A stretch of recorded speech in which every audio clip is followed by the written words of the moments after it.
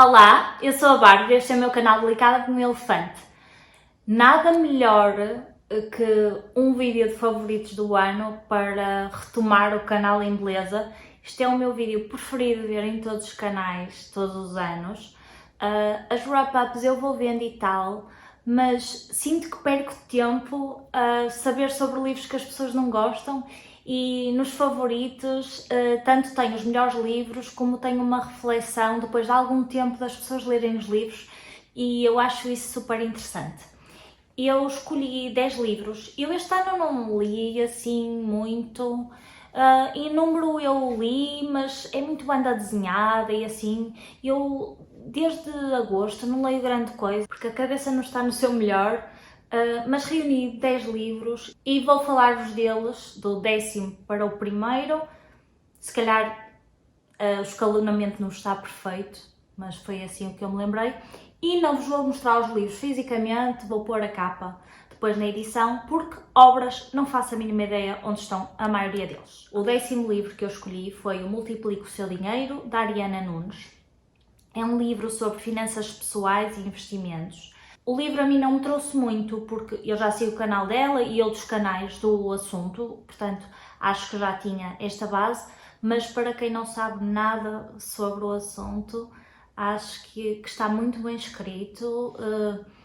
Tem os passinhos todos, desde o momento em que como é que organizamos o nosso mês para poupar, até como é que investimos com o dinheiro que temos disponível.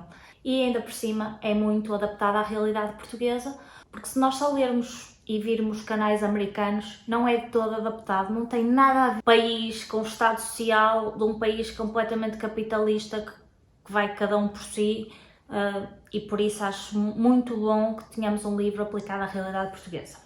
Em nono lugar, acabei por escolher um livro que na altura só lhe dei 4 estrelas.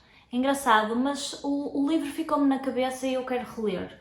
O livro chama-se Como Fazer Amigos e Influenciar Pessoas. O autor chama-se Dale Carnegie, não sei se é assim que se escreve. Eu quando ouvi falar deste livro no mundo das finanças, fiquei com um bocado de receio de o ler porque pensei, isto é um bocado manipulação, tipo, para uma pessoa ser um déspota, mas não é.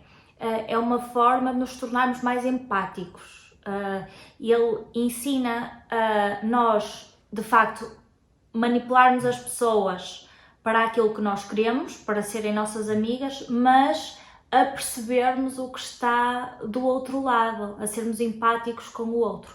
E eu achei super interessante. Eu sou uma pessoa que sou muito reativa e, portanto, vou tendo algumas dificuldades. Tipo, eu sou muito boa a manter os amigos, mas não a fazer amigos novos. E, portanto, achei super interessante e quero reler, que não é uma coisa que me aconteça frequentemente. Em oitavo lugar, eu pus A Noiva do Tradutor, de João Reis. Eu cheguei a pensar em pôr mais alto, porque realmente eu achei que era um livro muito bem escrito, mas eu não sou uma pessoa de literatura literária. Eu gosto de fantasia, de não ficção, não é? E portanto tenho alguma dificuldade em o pôr mais em cima, mas é um livro que está muitíssimo bem escrito. É um livro com fluxo de consciência, que é uma coisa muito presente na escrita dele, pelo que eu percebi. Eu só li 2 livros ainda, mas acho que do que as pessoas dizem é. E é sobre um tradutor no início do século XX em Lisboa, que vive num quarto, numa pensão e que está de mal com a vida, basicamente. E o livro é ele a estar de mal com a vida e a contar tudo o que se passa e a culpar os outros de tudo e mais alguma coisa. Em sétimo lugar, outro autor português, neste caso uma autora, a Lénia Rufino, com o seu livro O Lugar das Árvores Tristes. Eu adorei a forma como o livro está escrito, é um livro pequeno, que não precisa de palha, como é habitual nos autores portugueses. Aqueles livros que são calhamaços, que têm palha, palha, palha, e parece que despejam um dicionário, que é aquilo que eu acho normalmente dos autores portugueses. A Lénia não faz isso, conta uma história de uma forma muito interessante. Uma história muito portuguesa, é sobre uma miúda que gosta de estar em cemitérios, que quer saber das histórias das pessoas que estão enterradas no cemitério, até que chega a uma em que não sabe a história de porque é que aquela pessoa morreu e começa a questionar-se e vai descobrindo coisas, incluindo ligadas à família dela. Talvez o livro não esteja mais alto na minha lista só porque o final deixa com vontade de ter mais, que acho que é uma coisa propositada e a Lénia já disse que não vai escrever continuação propriamente, mas ficou-me ali a faltar aquele bocadinho e por isso é que não está mais alto na lista. Em sexto lugar está o Heartstopper, da Alice Oseman. Eu li os 3 primeiros volumes, estão editados em Portugal este ano, não vou separar, não faz sentido.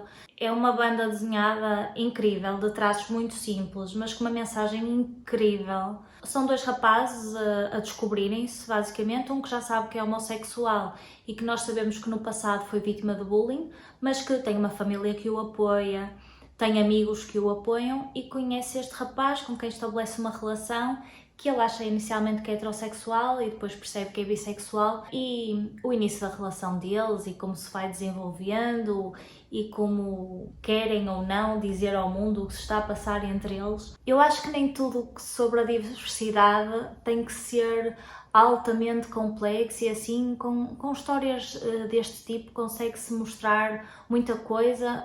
Eu depois vou falar de outro livro que com a fantasia também se consegue mostrar isto, e acho que é nesta simplicidade que está a beleza deste livro. Em quinto lugar, eu pus o Apesar de Tudo, de Jordi Lafebre, não sei dizer isto. É também uma banda desenhada, a arte é muito bonita, a história também, é uma história de desencontros e a forma como está contada é super interessante, porque nós começamos no fim e vamos até ao início, e é exatamente assim cronológico. E mesmo assim vai sendo interessante acrescentar coisas à história, apesar de nós já sabermos o final. É super inteligente o livro. Eu fiquei muito surpreendida, porque ao início, quando eu percebi que o livro ia ser assim, pensei, mas já sei o fim, qual é o interesse? Não. Muito, muito fixe. Gostei muito. Em quarto lugar, eu pus o Mors Amor, da Sónia Ferreira. Este livro merecia estar aqui para vocês verem o quão bonito é.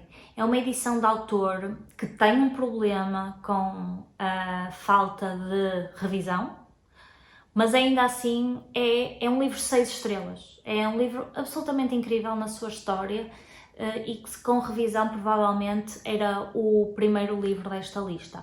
É um livro sobre os lusitanos, sobre a história que está na base dos portugueses. É a história contada dos perdedores, que é aquela que nós não aprendemos na escola, nós só sabemos que eles existiram, que eram um povo interessante, mas que perdeu.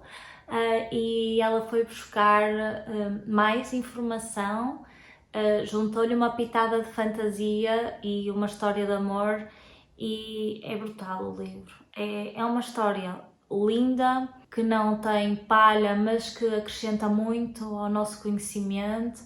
Eu achei espetacular. Também depois vai um bocadinho ao futuro, que ainda é no nosso passado, na altura em que estão a construir um caminho de ferro e assim, a uns familiares das personagens que nós conhecemos no resto da história, mas que neste livro ainda é muito tocado ao de leve, que provavelmente na continuação vamos saber mais.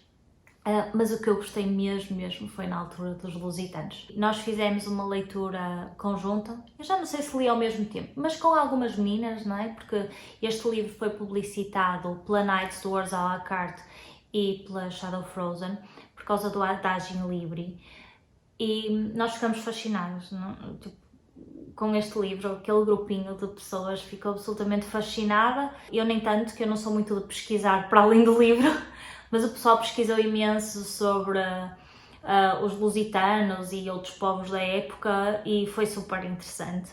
E eu nunca dei muito valor à Citânia, de Santa Luzia, cá em Viana, mas quero lá ir à custa deste livro. Nos 3 primeiros lugares eu tenho livros que quase que estão empatados. Ordenei-os assim um bocadinho porque sim.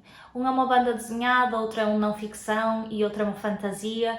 E pus em terceiro lugar o livro não ficção, que eu adorei, que tem uma review no Instagram, que é o How to Argue with a Racist. Eu já não me lembro dos pormenores, eu já não saberia argumentar com um racista de acordo com os preceitos que estão no livro, mas eu achei super interessante. Eu já li outros livros sobre o assunto e eu acho que este é realmente o melhor. Em segundo lugar, eu pus o Day Tripper, que é uma banda desenhada, que um bocadinho como apesar de tudo, que a forma como está contado é um pouco diferente, porque basicamente aquilo tem vários quadros ao longo da cronologia da personagem principal, em que em cada quadro é se ele morresse, o que é que acontecia? E depois no seguinte é se ele não morresse, como é que aquilo evoluía? Pá, é espetacular. A arte é mais cheia do que os outros livros de banda desenhada que vos falei. Tem muita informação que tem um bocadinho a ver com a cultura brasileira. Mas a história é espetacular. É mesmo muito boa. E depois as pequenas peculiaridades da cultura brasileira lá metidas é super interessante e eu recomendo mesmo. Eu não ouvi quase ninguém falar deste livro, mas eu ouvi falar, eu acho que foi uma brasileira num canal qualquer, vi que estava disponível em Portugal, li-o e valeu mesmo a pena. Em primeiro lugar, então, acabei por pôr o The House in the Cerulean Sea, do T.J. Klune. Já sei outro livro dele e eu estou ansiosa para o ler. Nem sei porque é que não li, acho que é mesmo porque como não ando de vontade, parece que não quero desperdiçar um livro mesmo muito bom. Este é um livro de fantasia, middle grade. Isto é um livro para crianças, mas que tem mensagens incríveis. Eu também fiz uma review no Instagram, acho eu, sobre este livro. E é incrível como a fantasia consegue falar de temas tão difíceis como orfanatos, como vários tipos de diversidade e assim, de uma forma natural, porque como é na fantasia pode-se dizer coisas que não se pode dizer quando estamos a falar de ambientes mais próximos da vida real. Basicamente este é um homem não mágico, que é responsável lá por um departamento de ir ver orfanatos e é super competente. Ele é realmente responsável, ele quer o melhor para as crianças e, portanto, se tiver que fechar um orfanato, ele fecha. E um dia, com segundas intenções, mandam-no ir ver um orfanato muito peculiar, que tem crianças mágicas altamente perigosas. Para vocês terem ideia, está lá o Anticristo. E aquilo é gerido por um homem que também há de ter segredos, não é? Como se percebe logo, mágico também.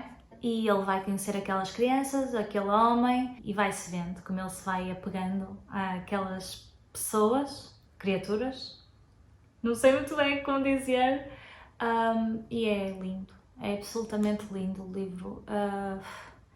É para crianças, mas há livros para crianças que continuam a estar adequados quando somos adultos e este é um deles. Digam-me qual foi o vosso livro preferido de 2021. Até à próxima!